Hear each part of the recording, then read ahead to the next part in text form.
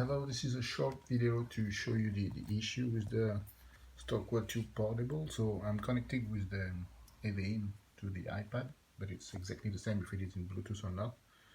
So you can see that the volume here is at the maximum. Okay,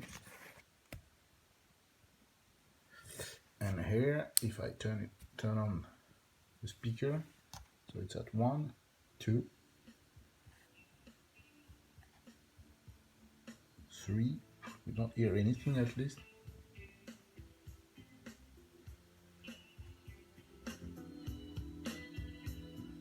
It starts only, let's say, at 5, where we have something.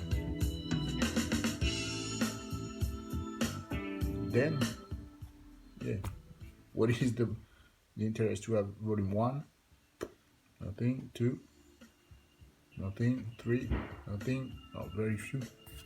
Here you have to put your ear, and at the maximum.